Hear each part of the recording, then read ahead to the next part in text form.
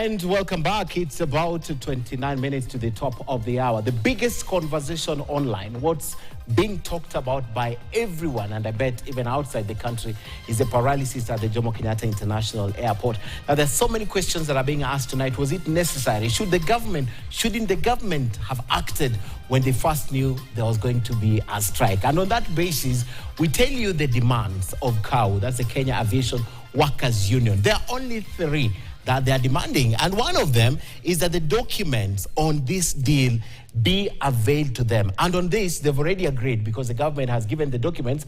Francis Atwoli says they will take 10 days to at least scrutinize all those details and then come back on the table and look at what they need to correct here and there, if at all this deal will go on. And I'll tell you later that the government spokesperson, Isaac Mwaura, has released a detailed statement detailing or explaining what this deal is about. One thing that caught my attention in that document is that he said it's not concluded. So why the hullabaloo? We'll be talking about that with Willis. The other reason is express involvement in the negotiations of the position of the airport. So if there's a deal to be reached, if there's something to be said, they want to be involved on that table. And finally, the workers are saying there should never be any kind of deal with Adani without them on the table. And this is the basis of my first question tonight. I'll ask Willis. Willis, looking at the demands that have been made by the aviation workers, are these unreasonable? Is there one demand here that, from where you sit, is unreasonable to the government? Those demands are very reasonable. In fact, I don't even think anybody should argue over them. Because look at the first one. The first one about supplying the documents, that accords with Article 10 on transparency and accountability, which is in our constitution. The second demand, they want to be involved in the negotiations. That accords, again, with Article 10 on public participation. It also equally accords with Article 118 of our constitution on public participation. Okay. And in fact, I'm only adding that they should include not just the aviation workers, but all Kenyans. Because when you're talking about transferring what I refer to as a crown jewel, JKIA is a crown jewel amongst Kenyans, that Kenyans own. You don't just give it to a colonialist in the name of Adani to come and become our lord here over 30 years. Who is he? Why does he think he can come into this country and take a sovereign part of this nation and then control us, turn us into slaves for the next 30 years? But really, the government spokesperson says in part of his statement that the key takeaways from the government, Adani proposal is still under consideration. No agreement has been signed. So the question is, why the hullabaloo? Why are we making so much noise? If there was no hullabaloo, I assure you, the plan was to sign that deal tomorrow. Everything had been set. Tomorrow? Tomorrow, Thursday, is when they were planning to sign an agreement with Adani. They were going to cede the sovereignty of this nation and part of it, take away our land and give it to some Indian for 30 days. We say no. For 30 years? 30 years, yeah. We are saying no. And of import is this. What the aviation workers have not even put in that demand. Kenyans who use the airways, those who buy air tickets, in your passenger price, there's what is called the passenger levy. It is 2.5% of the cost of that ticket. Every time you purchase a ticket. Of that 2.5%, 1% of it is set aside for infrastructure development of a new airport. In fact, it is specified. Okay. KAA has been collecting that money since 2012. Kibaki, in his wisdom, and that was a wise man, he had seen it that we need to expand JKIA. And he had even conceptualized what was referred to as the Greenfields project. He had ring-fenced 1% of every passenger to go into ticket to go into it. It's ring-fenced. In fact, as of 2022, that amount was around 42 billion Kenya shillings. Already in the public It had been collected in the public, which ring-fenced and saved 42 billion. The project which Kibaki had signed was a build and transfer, not even operate. It was purely a contract, build a new terminal. With who? With who? With some Chinese company. Oh, it is a Chinese company. Okay. They were to build, but KAA, the Kenyan people, owned the airport. Because they had paid for it. They were going to pay for it. Okay. Because they were going to take a soft loan, but then you had the passenger levy that was going to meet the cost. By the time the airport will be done, we'll have collected that money and we'll have handed it over. Okay. But this one for Adani, why the secrecy? You want to tell me, if you are serious about this airport, you want to tell me that Kenyans, if you are to raise, issue an LPO at the stock exchange, that invite Kenyans who wish to own a part of JKIA to buy shares, you form a public company that comes in and they fund it, Kenyans will raise this money. Okay. I will also wish to own a part of JKIA. I can get maybe 20,000 Kenya shillings and buy shares, the equivalent. Somebody else buys, and we pull our resources together. We will be able to own our airport.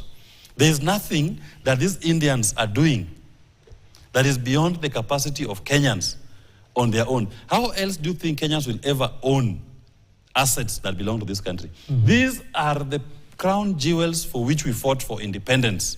William Ruto and his people cannot at this point take us back to where our ancestors were when they claimed, when they were colonized and the colony took over our prime jewels. This is how you're looking at this. But I think the government is looking at this differently, Willis. Last week, but one, Dr. Alfred Mutua told these same workers that, why are you bothered by what the government wants to do with this deal? Why must you know how many runways want to be extended, how many new terminals wants to be built? What is your business? Concentrate on securing your human labor. That is what he said. No, you see, that man is a fool. And I said, Willis, you can't say that. No, he's a fool. Because look at this. If he was not a fool, you will look at our constitution. We are a nation governed by the rule of law. And the constitution sets out principles of governance in Article 10. One of them is participation of the people. Number 2 is transparency. Then we have accountability. So you cannot tell us that just because you hold an executive office, that you exercise a fiat over our affairs. And the courts, the High Court, Court of Appeal, even our Supreme Court, have expressed themselves on what public participation is and how public participation ought to be done. That extend to national installations like the airport? Every policy decision, every legislative proposal that you are making, you must adhere to Article 10. In fact, the wording of Article 10 of our Constitution is that any policy or any legislative proposal that is being made must be subject to the Article 10 of the Constitution, which sets out the national principles and the national values and principles of governance. So public participation is key to it, transparency is key to it, rule of law is key to it, accountability is key to it. So Alfred Mutua does not have the monopoly of deciding for Kenyans what he thinks is good for Kenyans. If anything, if he wants to make a decision as to what he thinks is good for himself, he can do it in his private space. But here we are talking about money that belongs to the Kenyan people, taxpayers' money. So in fact, why I say that even the proposals by the aviation workers is the bare minimum. What they could have started by saying is, can we be explained to where the 42 billion shillings airport, the passenger levy, that the Kenyan people and international travelers have collected. Where is it? Where is that money? Where is that money? Okay. And this money, wherever you've taken it, can't it put up an airport? 42 billion. 42 billion. When was the cutoff for this collection? It's still going on even today. Anytime you buy a ticket, it's even today. So the 42 billion that you talk about was ring-fenced. By 2022, we had collected 42 billion. How much can the 42 billion shillings do? This Adani Group is putting 97 billion shillings, half of that amount. When Kibaki was president, Raila was prime minister. The cabinet, in fact, this even proposal of the passenger levy was passed by the cabinet. That cabinet of the Grand Coalition approved a contract to build a new terminal that was worth 55 billion. Which means this is an airport that we can build with our own money. And I'm saying, even if you wanted to not use this airport levy, but why are we charging it anyway? Okay. There are other funding models that you can use to raise funds to put up that airport. And my preferred one, if it's a question of you want private entities to put up the airport, open it up to Kenyans. Float an LPO and issue it. Let Kenyans buy shares. Let them finance that Let us airport. finance it. Okay. Then we get a reputable international company. You can get Swissport. They've been at JKA now for over 30 years. Yeah. They have experience, they have expertise. They've built, they've managed airports before. You can even invite now players in the US or even in Asia who have the capacity. But for me, fundamentally, even KAA itself, you cannot say that KAA lacks the capacity to run an airport. Okay. They've run our airports all these years. Hold your thoughts, They have the Willis. experience. We have a lot to talk about on this with Willis Otieno. He's an advocate, calls it like it is tonight.